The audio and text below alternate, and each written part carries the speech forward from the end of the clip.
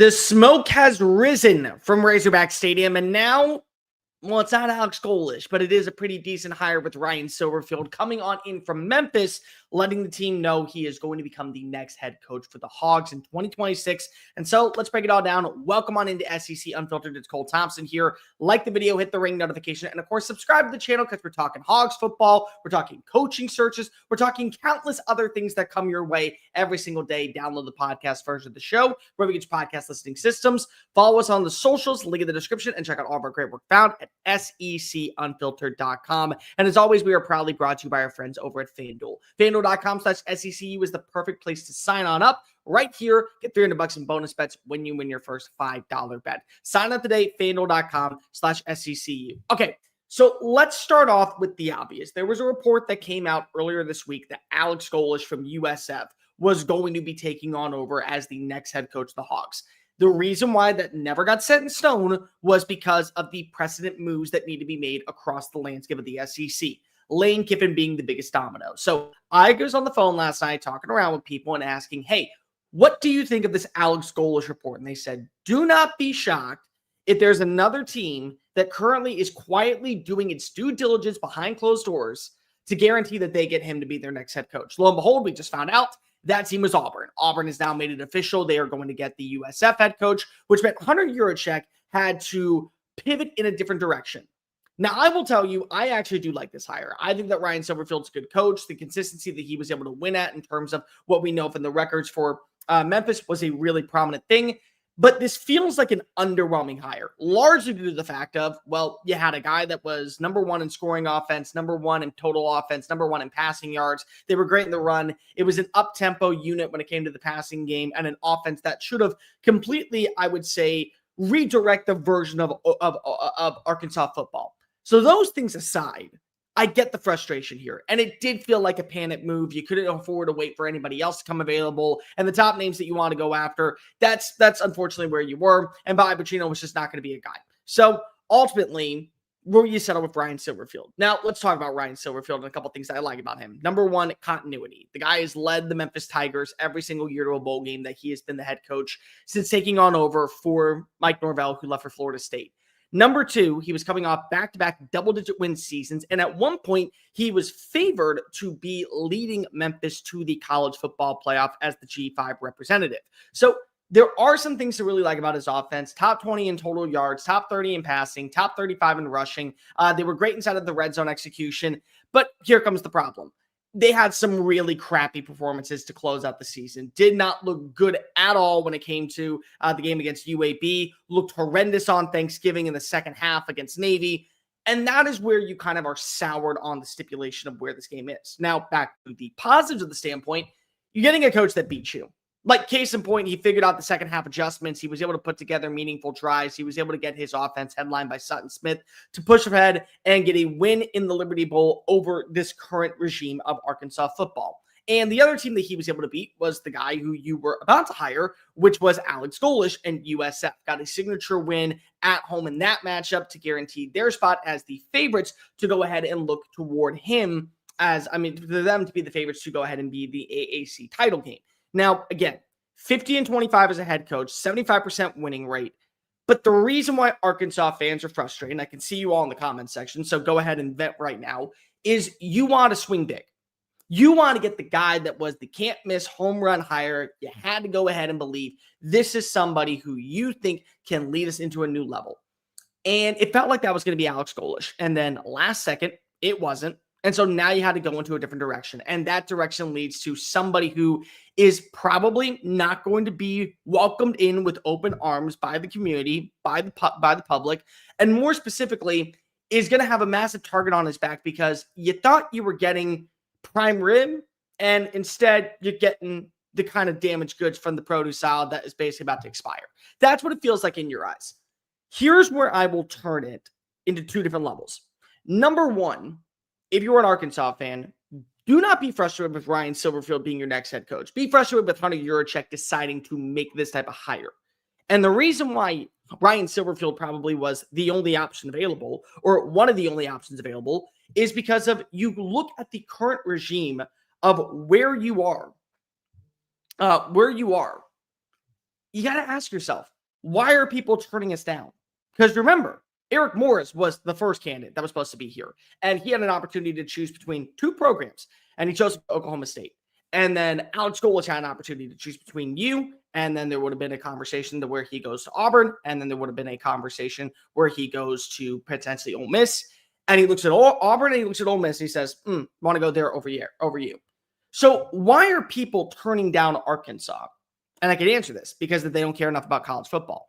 They don't care enough about their resources. They do not care enough about their complex. They don't want to raise the right amount of money. They don't want to put in the right fundraising. They don't want to do the due diligence it takes to be able to put themselves in a position where they can be competitive. Ole Miss has put themselves in a position to where they can be competitive. Auburn every single year will throw money down the drain to guarantee that they're at least in the conversation for a competitive year. South Carolina is trying to do it. Vanderbilt has been able to do it. I think Arkansas is kind of now sitting in its own element alongside with Kentucky. The problem is that the fan base and boosters still want to see instantaneous results. They want to see 9-win seasons. They want to see you compete alongside with teams like Ole Miss and Florida and Vanderbilt. And that's really not going to be the case when you don't have the right resources in play to be able to guarantee that you are trending in the right direction. So Hunter Yurachek, whoever he hired, was already going to be scrutinized because of he's not getting the right amount of allocations and funds to be brought on in to guarantee that this team has a shot of winning to begin with. Like, we're talking about one season in 2021 of Arkansas going 9-4, and that being the highlight since the days of Bobby Petrino, which, by the way, Bobby Petrino never should have been the hire to begin with. I don't care what any Arkansas fan wants to say. It should have absolutely never occurred, never should have been even in the beginning of a conversation. So we're going to start there. Until you're able to get the right resources and the right boosters to start throwing money into the football program, it's going to continue to struggle. So Ryan Silverfield, Alex Golesh, or better yet, even I would say Dan Mullen, if you were to go that higher, all would have been putting themselves in a position to where 5-7, 6-6, 7-5 may be the ceiling. And Arkansas fans, it's not good enough. It's far from good enough. So you're putting the blame on the wrong people here. Here's where I turn it back to Ryan Silverfield. Ryan Silverfield said yes to Arkansas, and that should be commended by Arkansas fans because of everyone else that is currently looking at this job, whether it be Alex Golesh or Eric Morris or Dan Mullen or John Summerall or whoever else was in the running. They all said no. Arkansas needs somebody that views this job as a legit destination dream location for him to be able to lay down his roots and build something that is sustainable. And that's what you have. That's what you have in Ryan Silverfield. Now, is there going to be some trialing times? Absolutely. Are there going to be some games to where you feel if you brought in the other coach, would you have been in a better position? Absolutely. But you got a guy that looks at Arkansas and says, this is my shot to make an impact. This is my shot to be able to show why I am considered one of the rising coaches in the industry. And if I'm given the right resources and I start pushing ahead to guarantee myself that we are in a great position, then guess what? I'm going to be able to live up to all of their expectations, and then I'm going to get paid afterwards. So a couple things that you got to look at. Number one, if you're Ryan Silverfield, you got to keep KJ Jackson. You got to do every way possible to guarantee that he is probably going to be able to land yourself a future quarterback that you believe has all the intangibles to lead your team. That's number one. Number two, recruiting is got to start going outside the state of Texas. I'll tell you this right now. Arkansas was benefiting a lot of having the SEC logo for years over Texas and Texas A&M, and then you could throw in Oklahoma. Well, now they're basically fourth when it comes to the rankings, and I would even go as far as say 6th or 7th in the state of Texas when it comes to the rankings for Arkansas, for recruiting, that standpoint. So now you got to go elsewhere. You got to look at Tennessee. You got to start looking more so in the state of Florida. You got to start looking in Oklahoma. You got to start looking in Missouri. You got to start looking in the in the Midwest. Start building it up. And the other thing that you got to do is got to make sure that you have a good offensive line. No idea how you go ahead and make these hires in the offseason, who you want to bring in as your current offensive line coach, but you got to be able to guarantee that you have protection up front for your quarterback. And then afterwards, you got to decide who do you want to bring on in from Memphis to be a part of the Arkansas roster. Who are some names that you believe could be really good fits that if they join the SEC and they're in the prime spotlight, they're going to be able to put together drive after drive and compelling arguments with great stats that will guarantee your team has seen better. You got to do those first four things as soon as you step down on campus in Fayetteville. After you go ahead and shake some hands and kiss some babies. That's what you got to do. The other thing that you got to also do is guarantee and demand that you start getting more resources out of the program. If you are going to take this job and you believe that you are the best candidate for the job, and Hunter Yurachek believes that you're the best candidate for the job, you two have got to be in lockstep, going to boosters, knocking on doors, going into meetings and saying, if you want Arkansas football to change, just like you saw with basketball, just like you're seeing with baseball, you have got to give us more. And if they don't want to do that, okay, then you have got to make sure that there are realistic expectations set in Fayetteville. Not, well, we're maybe going to go ahead and get to a 9-win season and then next season hopefully compete for the college football playoff.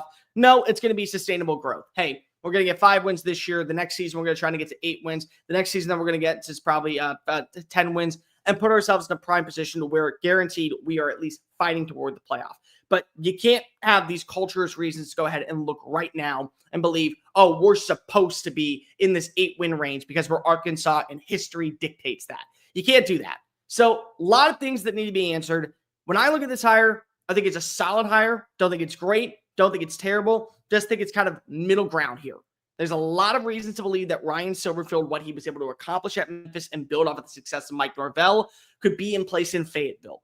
The reason why this hire is also very underwhelming is because if you had an opportunity to go get Alex Golesh, you had an opportunity to go get Eric Morris, you had an opportunity to go after whoever really you wanted, because if you were the first team in the SEC to fire your head coach, and you feel like that you're settling with the 5th or 6th option, and an option that did not find a way to win down the stretch the way that USF did, or the way that Tulane did, or the way that UNT did. So if you went with the G5 hire, you went with the guy who somehow, some way just wasn't able to go ahead and put together meaningful moments to capitalize in the month of November, which really does hurt, I think, the argument of where you are. Arkansas, I don't know what to tell you.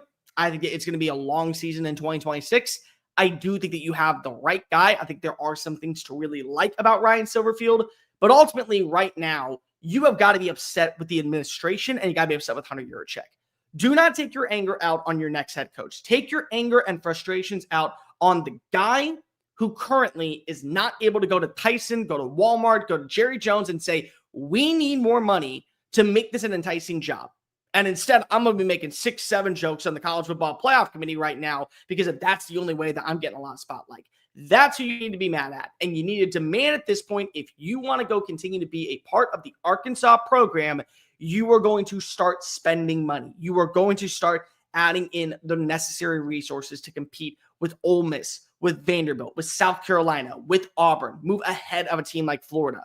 Because I'll tell you what, until you're able to see the dollars be thrown into the pile and say, here you go, coach, do what you can with it, you're still going to be a mediocre team. It doesn't matter who you would have hired. You could have brought in the assistant water boy to run Fayetteville football. And guess what? The results would have been the exact same because it takes money to win in the SEC along with talent. You can get talent to Arkansas, but the way to get talent is by paying for said talent. And in today's NIL and transfer portal rules, you have got to be able to put your money where your mouth is.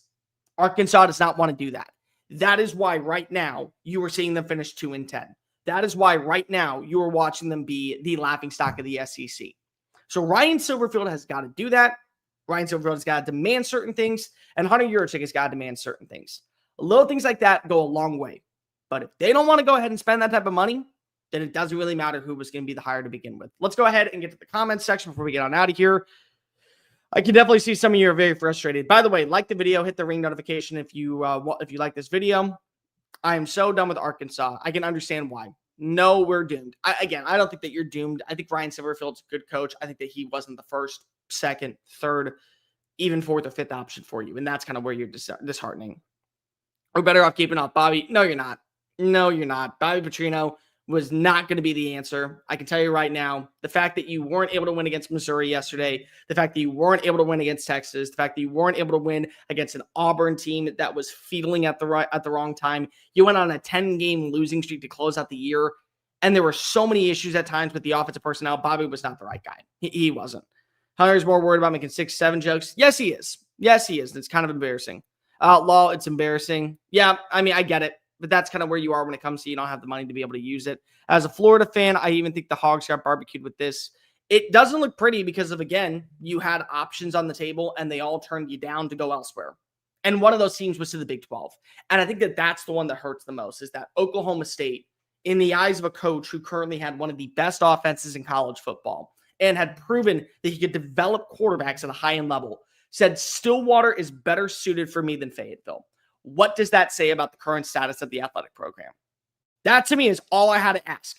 If I watch as a coach said a Big 12 school that is coming off of not winning a conference game in a year and a half, almost 2 years, is better located for me as a coach to go on a run and fix their problems, then I have so many other internal problems with Arkansas to where I do not believe it can be fixed. I like the coach, but shows Arkansas is cheap. That's exactly what it does. That is exactly what it does. It shows that Arkansas is cheap. And Arkansas is not cheap. I know that there are billionaires around that state. I know how many there are throughout the locations. And I can tell you, it is definitely a big problem. And that is something that you are going to have to see fixed almost instantaneously if you want to be able to get the job done. And I don't think that you are going to get the job done. That's just my opinion of it. We have a ton of news coming on out today. So real quickly, like the video, hit the ring notification, but also make sure that you are hitting subscribe because we are going to be back here talking about multiple hires, including the one in Florida, the one at Auburn, and eventually, and I do believe we will have an answer soon, the one at Ole Miss, because we already know there's one going on at LSU. But before we get on out of here, let me tell you about my friends over at FanDuel. FanDuel.com/SECU is where you go to sign on up to go get $300 in bonus bets this holiday season. Let's say that you believe Arkansas's win total for next season is going to be 3.5. Well, I believe they're going to go 4-8. All right, so you go ahead and hit the win total and you hit the over, and then you go ahead and wait a year. And then when you win that bet, you're going to cash on in with $300 in bonus bets simply by playing your first $5 bet. The app is free, simple, easy to use. It's quick, it's affordable. More specifically, you can use player props, same game parlays, whatever tickles your fancy. Sign it up today at FanDuel.com/SECU to get started in on the action, whether it be college basketball, college football, the NHL, the NBA, all sports in full swing. Now is the perfect time to sign on up at FanDuel.com/SECU. Ryan Silverfield, welcome to Fayetteville. Fans are not happy with you already, which is just, I guess, kind of normal with the stats of what we know about Arkansas football. But you got a big job at hand. Can you be the one to fix the faults of the Hogs? Were you the right hire to begin with? We'll find out in about 3 years, won't we? All right, I'll talk to you guys in a little bit. We're going to break down all their coaching searches today, so do not go anywhere. Live here on SEC Unfiltered. Until next time, folks, I'm Cole Thompson. Peace.